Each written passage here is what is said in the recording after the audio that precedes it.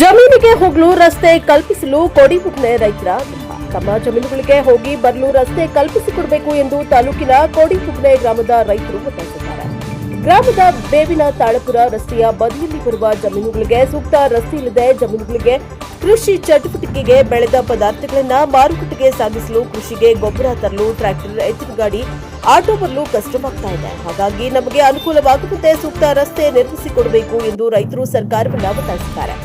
ಮಳೆ ಬಂದ್ರೆ ಈ ಓಣಿಯಲ್ಲಿ ಆಳೆತ್ತರದ ನೀರು ನಿಲ್ಲುತ್ತದೆ.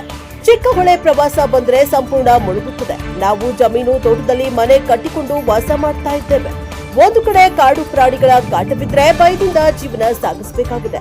ಹುಷಾರಿಲ್ಲದಿದ್ರೆ ಒಂದು ಆಂಬ್ಯುಲೆನ್ಸ್ ಬರುವಷ್ಟು ರಸ್ತೆ ಕೂಡ ಇಲ್ಲ. ಹಾಗಾಗಿ ಸೂಕ್ತ ರಸ್ತೆ ಕಲ್ಪಿಸಿಕೊಡುವಂತೆ ರೈತರಾದ ರೇಗನ್, ಮೇರಿ ಪುಷ್ಪ, ಲಕ್ಷ್ಮಿ ಆಗ್ರಹಿಸಿದ್ದಾರೆ. ಚಲವಾದಿ ಮಹಾಸಭಾ ಜಿಲ್ಲಾ ಗೌರವಾಧ್ಯಕ್ಷ ಮಹದೇವಯ್ಯ ಮಾತನಾಡಿ, ಬಿಸಲವಾಡಿ ಗ್ರಾಮ ಪಂಚಾಯಿತಿಯ ಮಹಾತ್ಮ ಗಾಂಧಿ ರಾಷ್ಟ್ರೀಯ ಉದ್ಯೋಗ ಖಾತರಿ ಯೋಜನೆಯ 2024 ಮತ್ತು 25ನೇ ಸಾಲಿನಲ್ಲಿ ಕೋಡಿಬುಗ್ನೆ ಗ್ರಾಮದ ಬಂಗಾರಿ ಜಮೀನಿನಿಂದ ಮಲ್ಲೇಶ ಜಮೀನಿನ ತನಕ ಕಾಲುವೆ ಸಮಗ್ರ ಅಭಿವೃದ್ಧಿ ಮಾಡಲಾಗಿದೆ ಎಂದು ಕಾಮಗಾರಿಗೆ ನಾಮಫಲಕ ಹಾಕಲಾಗಿದೆ ಹೊರತು ಯಾವುದೇ ಕಾಮಗಾರಿ ಮಾಡಿಲ್ಲ. ಇದರ ಬಗ್ಗೆ ಪಿಡಿಒಗೆ ಮನವಿ ಸಲ್ಲಿಸಲಾಗಿದೆ. ಯಾವುದೇ ಪ್ರಯೋಜನವಾಗಿಲ್ಲ. ಸ್ಥಳಕ್ಕೆ ತಾಲೂಕು ಪಂಚಾಯತ್ ಇಒ, ಜಿಲ್ಲಾ ಪಂಚಾಯತ್ ಸಿಇಒ ಭೇಟಿ ನೀಡಿ ಪರಿಶೀಲಿಸಿ ಕ್ರಮ ಕೈಗೊಳ್ಳಬೇಕು. ಇಲ್ಲದಿದ್ದರೆ ರೈತರೊಂದಿಗೆ ಜಿಲ್ಲಾಡಳಿತ ಭವನದ ಎದುರು ಹೋರಾಟ ಮಾಡುವುದಾಗಿ ಎಚ್ಚರಿಕೆಯನ್ನ ನೀಡಿದ್ದಾರೆ. ಬ್ಯೂರೋ ರಿಪೋರ್ಟ್ ಹೊಮ್ಮ ನಂಜುಂಡ ನಾಯಕ, NKS TV4 ಚಾಮರಾಜನಗರ.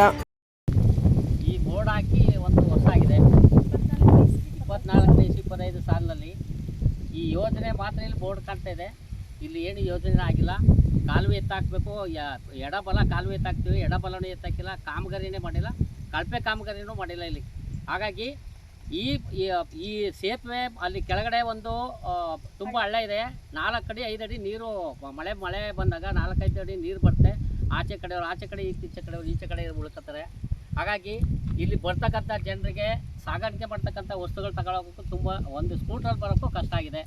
ಅದಲ್ಲದೆ ಈ ಬೋರ್ಡ್ ಹಾಕಿ ಇಲ್ಲಿ ಬರ್ತಾರೆ. ಬೆಳಿಗ್ಗೆ 4 ಜನ, ಸಾಯಂಕಾಲ 4 ಜನ ಫೋಟೋ ತೆಗಿತಾರೆ.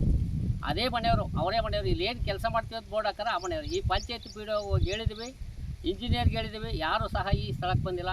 ದಯಮಾಡಿ CO, EO ಅವರು ಈ ಸ್ಥಳ ಪರಿಶೀಲನೆ ಮಾಡಿ, ಇಲ್ಲಿ ಸರಿಯಾದ ರೀತಿ ಕೆಲಸ ಮಾಡಿಲ್ವಲ್ಲ ಅವ್ರ ಮೇಲೆ ಕ್ರಮ ತಗೊಳ್ಳಿ.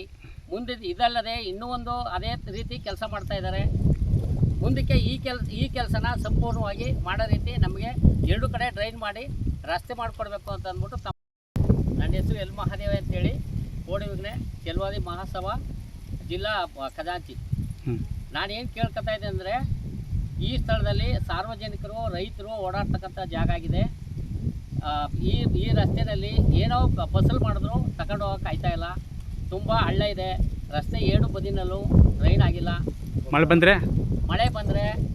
ಮಳೆ ಬಂದ ತಕ್ಷಣ 4 ಅಡಿ 5 ಅಡಿ ನೀರು ನಿಲ್ಲುತ್ತೆ. ಜನರು ಆಚೆ ಕಡೆಯವರು ಆಚೆ ಕಡೆ, ಈಚೆ ಕಡೆ ಇರಬೇಕಾಗುತ್ತೆ.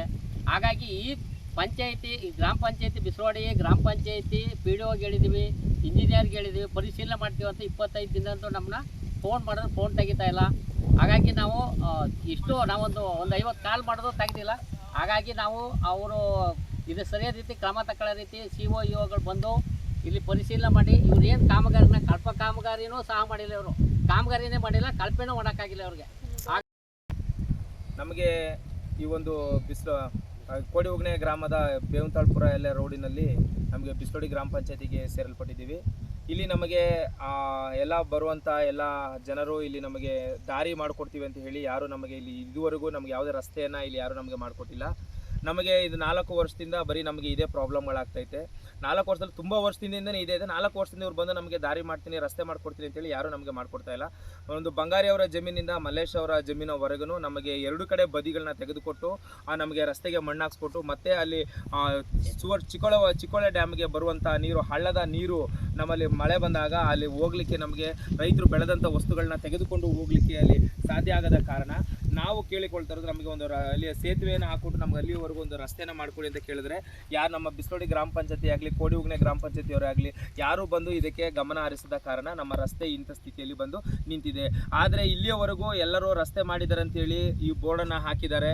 ಆದರೆ ಈ ಬೋರ್ಡ್ ಇರೋ ಪ್ರಕಾರ ನೋಡಿದ್ರೆ ನಮಗೆ ಇಲ್ಲಿ ಯಾವುದೇ ರಸ್ತೆನೂ ಸಹ ಇಲ್ಲ, ನಮಗೆ ಯಾವುದೇ ಡ್ರೈನೇಜು ಸಹ ನಮಗೆ ತಗೊಟ್ಟಿಲ್ಲ. ಸೊ ಈ ಕಾರಣದಿಂದ ನಾವು ನಾವು ಸರ್ಕಾರಕ್ಕೆ ಮನವಿ ಮಾಡ್ಕೊಳ್ಳೋದೇನು ಅಂದರೆ ದಯಮಾಡಿ ನಮಗೆ ಸೂಕ್ತವಾದ ಒಂದು ಕಾರ್ಯವನ್ನು ನಿರ್ವಹಿಸಿಕೊಟ್ಟು ನಮಗೆ ದಯಮಾಡಿ ರಸ್ತೆಯನ್ನು ನಮಗೆ ಮತ್ತು ಹಳ್ಳದ ಸೇತುವೆಯನ್ನು ನಮಗೆ ಸರಿಯಾದ ರೀತಿಯಲ್ಲಿ ಮಾಡಿಕೊಡಬೇಕೆಂಬುದಾಗಿ ನಾವು ಸರ್ಕಾರಕ್ಕೆ ವಿನಂತಿಸಿಕೊಳ್ಳುತ್ತಾ ಇದ್ದೇವೆ. ನಿಮ್ಮ ಹೆಸರು? ನನ್ನ ಹೆಸರು ರೇಗನ್. ಮತ್ತು ಹೆಂಗೆ ಬೋರ್ಡ್ ಹಾಕಿದ್ದಾರೆ ಅವರು? ಬೋರ್ಡ್ ಕೆಲಸ ಮಾಡಿದ್ದು ಹೆಂಗೆ ಹಾಕಿದ್ದಾರೆ?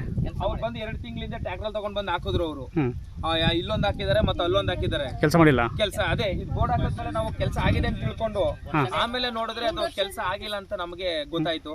ಆಮೇಲೆ ಊರಲ್ಲಿ ತುಂಬಾ ಇದನ್ನ ಗ್ರಾಮ ಪಂಚಾಯತಿ ಗಮನ ತಂದಿದ್ದೀರಾ? ತಂದಿದ್ವಿ, ಗ್ರಾಮ ಪಂಚಾಯತಿ ಗಮನಕ್ಕೆ ತಂದಿದ್ದೀವಿ. ಮತ್ತೆ ಪಿಡಿಒಗೂ ವಿಷಯ ತಿಳಿಸಿದೀವಿ.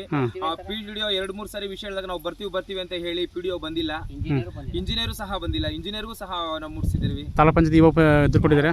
ಅವ್ರು ಯಾರು ಬಂದಿಲ್ಲ. ದೂರು ಕೊಡ್ತೀರಾ ಹೆಂಗೆ? ತಾಲೂಕ್ ಪಂಚಾಯತಿ ಸಿಒಗೆ ದೂರು ಕೊಡ್ತೀರಾ ಇದ್ರ ಬಗ್ಗೆ? ದೂರು ಕೊಡ್ತೀವಿ, ಖಂಡಿತ ದೂರು ಕೊಡ್ತೀವಿ. ಸಂಬಂಧಪಟ್ಟ ಸಂಬಂಧಪಟ್ಟ ಅಧಿಕಾರಿಗಳು ಸಹ ಅವರು ಸ್ವಲ್ಪ ಗಮನ ಹರಿಸಿ ನಮಗೆ ಇದು ಮಾಡಿಕೊಟ್ರೆ ಚೆನ್ನಾಗಿರ್ತದೆ.